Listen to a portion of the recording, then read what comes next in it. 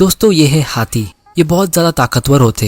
ये बहुत आसानी से किसी मजबूत पेड़ को जड़ से उखाड़ सकते, लेकिन फिर भी ये अक्सर एक पतली सी चेन में कैद होते, जबकि ये ताकतवर जानवर इस चेन को बहुत आसानी से तोड़ सकते।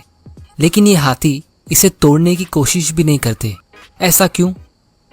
दोस्तों ये कहानी तब शुरू होती है जब ये हाथी के बच्चे को उसके बचपन में पकड़ के लाया जाता है, जब ये इतने मजबूत नहीं होते और इस चेन को तोड़ नहीं सकते। और जब शुरू में ये कैद होते तो ये इसे बहुत तोड़ने की कोशिश करते, लेकिन ये इसे नहीं तोड़ पाते। और फिर कुछ ही देर में ये छोटा सा हाथी इस बात को समझ लेता है कि ये इस चेन को नहीं तोड़ सकता। लेकिन फिर कुछ दिनों बाद एक ऐसी चीज़ होती है जिसकी वजह से ये हाथी जिंदगी भर इस चेन में लॉक्ड रहता है। वो ये कि ये हाथी दिल से एक्सेप्ट कर लेता है कि वो इस चेन को कभी तोड़ नहीं सकता। जिस तरह दुनिया के बहुत सारे लोग दिल से एक्सेप्ट कर लेते कि वो कभी सेव करके और इन्वेस्ट करके करोड़पति नहीं बन सकते, लेकिन क्या वो अपनी पूरी ज़िंदगी में कभी भी अमीर नहीं बन सकते? या सिर्फ उस टाइम पे वो फाइनेंशियली वीक है और आगे जाके स्ट्रॉन्ग बन सकते? जब आप यंग होते हो और अपनी लाइफ बिल्कुल 0 रुपीज़ से स्टार्ट करते हो हो सकता है आप 15 से 20 साल लगा दो या उससे ज़्यादा टाइम बहुत मेहनत करके, सेविंग्स और इन्वेस्टिंग करके अपनी लाइफ का पहला करोड़ जमा करने में। लेकिन उसके बाद का आपकी लाइफ का दूसरा करोड़ रुपया सिर्फ और सिर्फ 3 से 5 साल के अंदर आएगा, बिना आपके कुछ काम किए, बिना उसमें और पैसे ऐड किए। और फिर उसके बाद के 2 और करोड़ उसके अगले 3 से 5 साल के अंदर ऐड हो जाएंगे। मतलब अगर आप अभी अपनी 20s में हो और कोई आपसे ये बात कह दे कि उसने फ्यूचर देखा है और उसने ये देखा है कि आप 50 साल की उम्र में 5 करोड़ की प्रॉपर्टी के मालिक होगे, तो शायद आप खुद भी इस बात का यकीन नहीं कर पाओगे, क्योंकि 40 साल की उम्र तक आप सिर्फ करोड़पति बने हो। 5 करोड़ का टारगेट अभी भी बहुत दूर है, लेकिन करोड़पति बनने के 10 साल में ही आपके 1 करोड़ की वैल्यू 4 से 5 करोड़ रुपयों की होगी। ये सब होगा इस पावर ऑफ कंपाउंडिंग के जरिए, जो आज मैं इस वीडियो में काफ़ी डिटेल में समझाऊंगा। अब दोस्तों आप में से बहुत लोग पूछोगे कि हम अपनी लाइफ का पहला करोड़ कैसे जमा करें, और मेरे हिसाब से ये बहुत ही इंपॉर्टेंट क्वेश्चन है, क्योंकि मैक्सिमम लोगों के लिए उनकी लाइफ का सबसे पहला करोड़ सबसे मुश्किल होता है। और कुछ लोग अगर इसे जमा भी कर लेते तो वो इसे उतनी स्पीड में ग्रो नहीं कर पाते। तो अगर आप सच में अमीर बनना चाहते हो और जल्दी फाइनेंशियल फ्रीडम हासिल करना चाहते हो तो दोस्तों इस वीडियो को एंड तक देख लेना बिना स्किप किए, क्योंकि आज मैं कुछ ऐसे ही बहुत ही इंपॉर्टेंट सीक्रेट्स और कॉन्सेप्ट्स शेयर करने वाला हूँ जो वॉरेन बफेट से लेकर दुनिया के सारे सक्सेसफुल लोग अच्छे से समझते, जिसका फायदा उठाकर वो अमीर बनते हैं और हमेशा अमीर रहते हैं। और इसीलिए मैं गारंटीड कह सकता हूँ कि आप भी इस वीडियो के देखने के बाद उतने ही कॉन्फिडेंट हो जाओगे अपनी फाइनेंशियल जर्नी में अमीर बनने के लिए, जितने वॉरेन बफेट थे अपनी यंग एज में। जब उनके पास कोई भी पैसा नहीं था तब भी वॉरेन बफेट ने ये लाइन कही थी, I knew I was going to be rich. I don't think I ever doubted it for a minute. क्योंकि उन्होंने इस कंपाउंडिंग के फोर्स को काफ़ी गहराई से समझा था। तो चलिए शुरू करते हैं। उससे पहले अगर आपने इस चैनल इन्वेस्ट माइंडसेट को सब्सक्राइब नहीं किया है तो जल्दी से कर लो और बेल आइकन को प्रेस कर देना, ताकि आप ऐसे इंपॉर्टेंट वीडियोस मिस ना कर दो। दोस्तों इस वीडियो को मैंने 3 पार्ट्स में डिवाइड किया है।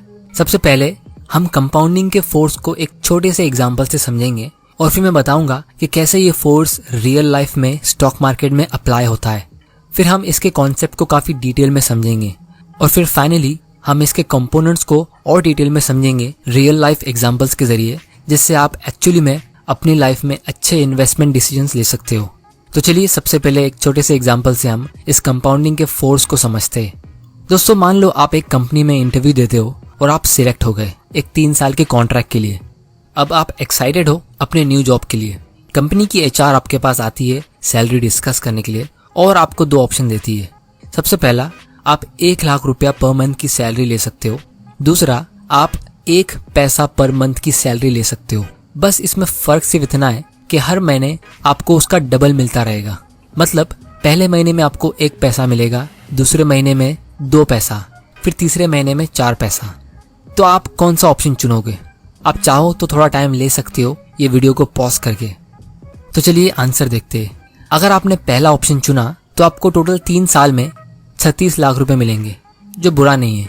लेकिन अगर आपने दूसरा ऑप्शन चुना होता तो आपको मिलते total 68 crore 71 lakh 94,000 rupees. Result आपके सामने है। क्योंकि मैंने कहा था आपको हर महीने डबल मिलेगा, तो इन सारे अमाउंट की वैल्यू होती है लगभग 68 करोड़। अब दोस्तों क्योंकि यहाँ पे पैसा डबल हो रहा है हर महीने, तो ये 100% का मंथली रिटर्न हुआ, जो रियलिटी में पॉसिबल नहीं है। लेकिन हमें इससे बहुत सारी चीजें सीखने मिलती है।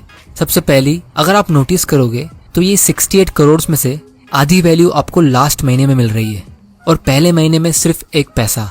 मतलब स्टार्ट में आपको कुछ फील होगा ही नहीं कि आपसे कुछ प्रोग्रेस हो रही है, और इसीलिए स्टार्टिंग में ही लोग गिव अप कर देते हैं। अब दोस्तों मैं एक रियल एग्जांपल बताता हूँ, जहाँ एक इंडियन ने सिर्फ 10,000 रुपये एक स्टॉक में इन्वेस्ट किए, जिसकी आज वैल्यू है ऑलमोस्ट 700 करोड़ की। 1980 में सतीश शाह नाम के एक ब्रोकर ने अपने क्लाइंट अनवर को एक स्टॉक खरीदने को कहा, जिसका नाम था विप्रो। अब ये कंपनी वो टाइम पे न्यू थी, तो अनवर ने इसमें 10,000 रुपये इन्वेस्ट किए और उसके बदले में उन्हें उसके 100 शेयर्स मिले। और फिर ये इन्वेस्टर ने इस स्टॉक को सिर्फ खरीदा, लेकिन कभी बेचा नहीं।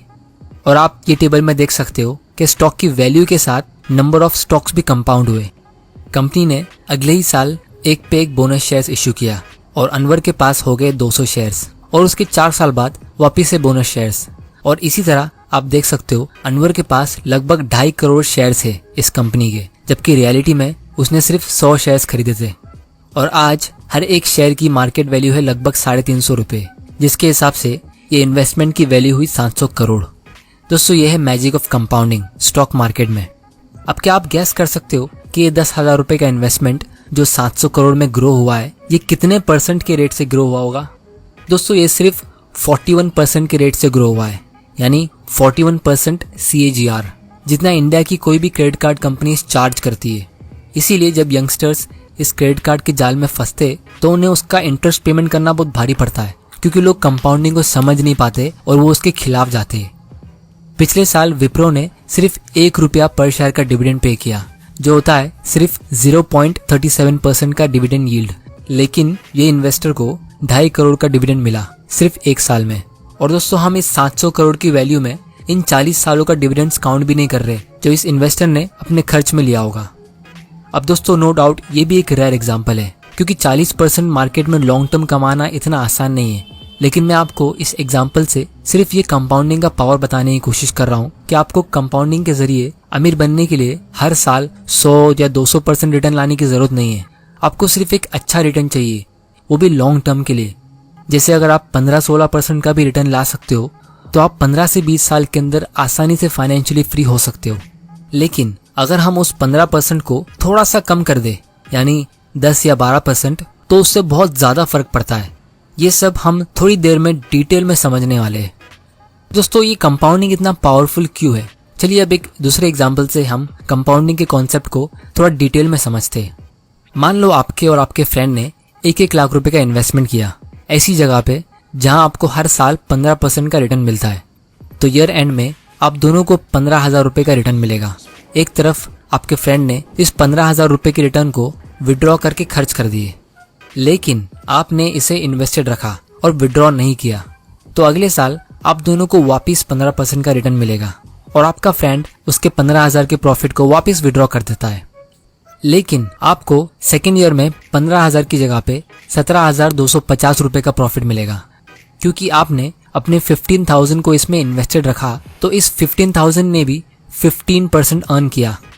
तो ये 15,000 का 15% होता है 2,250 रुपीज।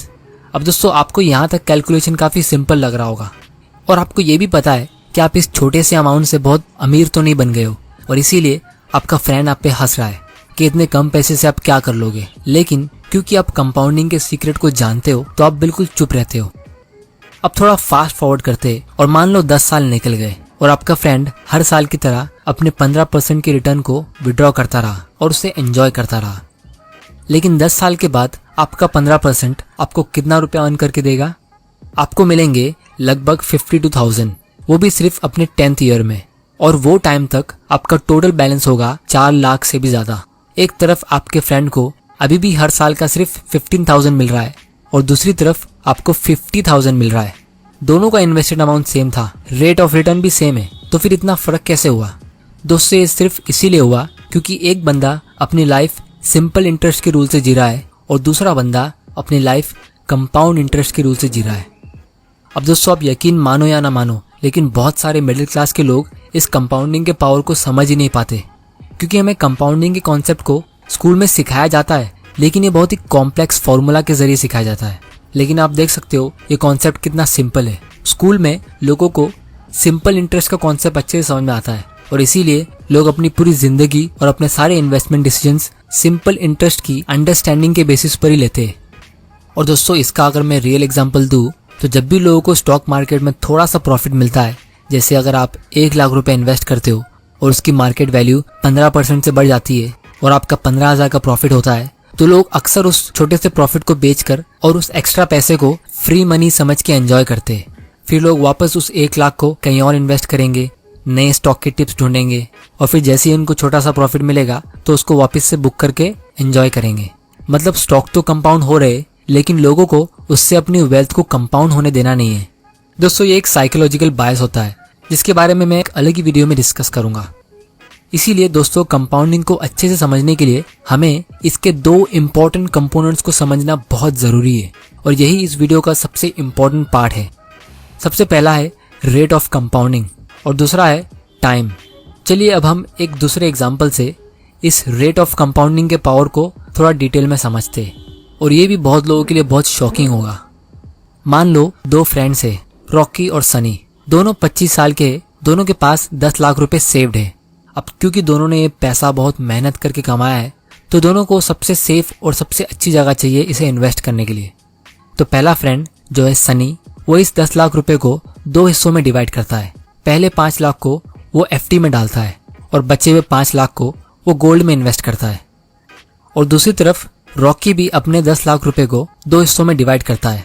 5 लाख को वो एक बड़े बैंक के सेविंग्स अकाउंट में रखता है एज एन इमरजेंसी और बाकी के 5 लाख को वो एक इक्विटी फंड में इन्वेस्ट करता है, जैसे कोई इंडेक्स फंड में, जिससे उसको एवरेज स्टॉक मार्केट का रिटर्न मिल सके। अब थोड़ा फास्ट फॉरवर्ड करते और 20 साल बाद क्या आप गेस कर सकते हो कि दोनों की इन्वेस्टमेंट की वैल्यू कितनी हुई होगी? चलिए देखते हैं। सनी को एफडी से मिला 7% का इंटरेस्ट, जिससे उसके 5 लाख की वैल्यू हुई 18 लाख और गोल्ड से उसको मिला 9% का रिटर्न, तो उसके गोल्ड की वैल्यू हुई 25 लाख। जैसा आप इस टेबल में देख सकते हो, गोल्ड का लॉन्ग टर्म रिटर्न फ्लक्चुएटिंग होता है, लेकिन आपको 8 से 9% के आसपास का रिटर्न मिलता है। और अगर आपको गोल्ड के थ्रू ज़्यादा प्रॉफिट भी मिल जाए तो ये उतना पावरफुल रेट से कंपाउंड नहीं हो पाता। गोल्ड एज एन इन्वेस्टमेंट के ऊपर मैं एक अलग से वीडियो बनाऊंगा, जिसे आप यहाँ पे क्लिक करके देख सकते हो। तो सनी के 10 लाख का इन्वेस्टमेंट अब लगभग 44 लाख का हो गया है। लेकिन दूसरी तरफ रॉकी का इमरजेंसी फंड उसके सेविंग्स अकाउंट में 4% के रेट से ग्रो होकर 10 लाख में ग्रो हो गया है। मतलब 20 साल में ये सिर्फ डबल हुआ है। लेकिन उसका इंडेक्स फंड का इन्वेस्टमेंट 17% के रेट से ग्रो होकर बन गया है 98 लाख। तो उसके टोटल 10 लाख के इन्वेस्टमेंट की वैल्यू अब लगभग 1 करोड़ 10 लाख की हो गई है। दोस्तों, ये है अमीर बनने का राज, एसेट एलोकेशन, जिसको फाइनेंशियल इंडस्ट्री के लोग कॉम्प्लिकेटेड बनाते हैं आपसे पैसे कमाने के लिए अलग अलग स्कीम्स बेच के। जब आप यंग होते हो अपने 20s या 30s में और आपके पास रिटायर होने के लिए बहुत टाइम है, तो आपको किसी भी डेट फंड में, जैसे बैंक एफडी में या यूलिप में या कोई भी ऐसी आलतू फालतू स्कीम्स में जहाँ पे आपको 8 से 10% का रिटर्न मिलता है, वहाँ आपको इन्वेस्ट करने की जरूरत है ही नहीं। अगर आपके पास इमरजेंसी फंड्स है और ज़रूरी इंश्योरेंस पॉलिसीज है, तो फिर ये सब स्कीम्स आपके कुछ काम की है ही नहीं। ये सिर्फ आपके रिटर्न्स को कम करती है। जैसे अगर आपको कोई बैंक ऐसी स्कीम देता है जिसमें आपको इंश्योरेंस प्लस इन्वेस्टमेंट प्लस कोई बोनस गिफ्ट मिल रहा है और उसकी वजह से आपका पोर्टफोलियो 8 से 10% के रेट से ग्रो होता है, तो वो आपके रिटर्न को नीचे खींच रहा है। आपको अपने इन्वेस्टमेंट को और इंश्योरेंस को अलग अलग रखना है।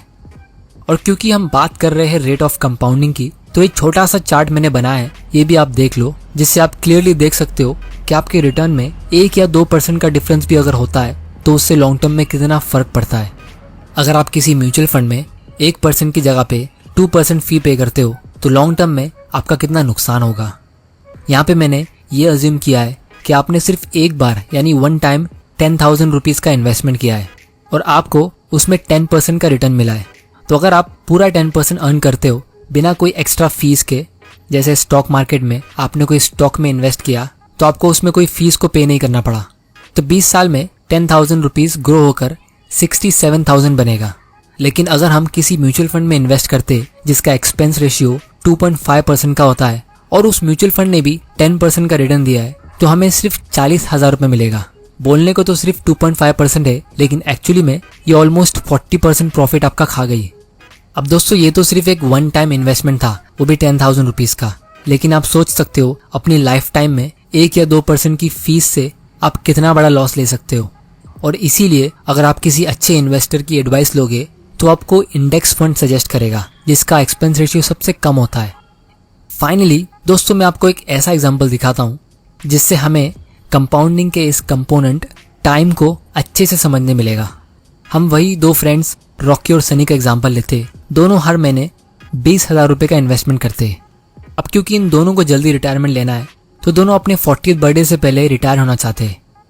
बस फर्क सिर्फ इतना है कि रॉकी ने 20 साल की उम्र में इन्वेस्टमेंट शुरू किया और सनी ने 25 साल की उम्र में इन्वेस्टमेंट शुरू किया। मतलब रॉकी ने टोटल 20 साल तक इन्वेस्टमेंट किया और सनी ने 15 साल। तो इन दोनों में सिर्फ 5 साल का डिफरेंस है, बाकी सब चीज़ें सेम है, जैसे इन्वेस्टेड अमाउंट और रेट ऑफ रिटर्न। अब आप यहाँ पे देख सकते हो रॉकी का उसकी पूरी लाइफ में टोटल इन्वेस्टमेंट होता है 48 लाख का और सनी का टोटल इन्वेस्टमेंट होता है 36 लाख का। और यहाँ पे हम दोनों का 14% का रिटर्न ले रहे हैं। तो रिटायरमेंट के टाइम पे दोनों ने अपनी 40 साल की एज में कितना अर्न किया होगा, यानी रिटायर होने से पहले इनकी वेल्थ कितनी हुई होगी। रॉकी के इन्वेस्टमेंट की वैल्यू है लगभग 2.3 करोड़ और सनी के इन्वेस्टमेंट की वैल्यू होती है 1.1 करोड़। दोनों ने लंबे टाइम के लिए इन्वेस्टमेंट किया, एक ने 15 साल और दूसरे ने 20 साल। लेकिन आप डिफरेंस देख सकते हो, सिर्फ 5 साल के डीले का लॉस। रॉकी के पास सनी के मुकाबले डबल पैसा होगा, क्योंकि ये रेट से आपका पैसा हर 5 साल में डबल हो रहा है। तो अगर सनी को रॉकी की जितना पैसा चाहिए तो उसे 5 साल और इन्वेस्टेड रहना पड़ेगा, लेकिन तब तक रॉकी के पास उसका डबल पैसा होगा और इसी तरह रॉकी सनी से हमेशा आगे रहेगा। तो दोस्तों ये था पावर ऑफ कंपाउंडिंग। लेकिन रियलिटी में लोग करते क्या है, लोग इसके अगेंस्ट जाते और एक लोन लेते। आने वाले वीडियो में मैं ये डिस्कस करूंगा कि कैसे आप जब कंपाउंडिंग के खिलाफ जाते हो, जैसे लोन लेके, तो आप कितना बड़ा लॉस लेते हो। और इसीलिए एल्बर्ट आइंस्टाइन ने कहा था कि कंपाउंडिंग दुनिया का 8th वंडर है। जो इसे समझेगा वो इसे अपने फ़ायदे के लिए यूज़ करेगा और जो नहीं समझेगा वो इसे पे करेगा। तो दोस्तों अगर आप जॉब करते हो और बिजनेस स्टार्ट नहीं कर सकते तो ये कोई बुरी बात नहीं है। लोग कहते हैं कि आप सिर्फ और सिर्फ बिजनेस करके अमीर बन सकते हो और ये एक हद तक सच है, लेकिन हम बहुत लकी है क्योंकि हम हिस्ट्री के सबसे बेस्ट टाइम में जी रहे हैं। आप अपनी सेविंग से एग्जिस्टिंग बिजनेसेस को खरीद सकते हो और उन सक्सेसफुल कंपनीज के ओनर बन सकते हो और इस कंपाउंडिंग के पावर को यूज़ कर सकते हो।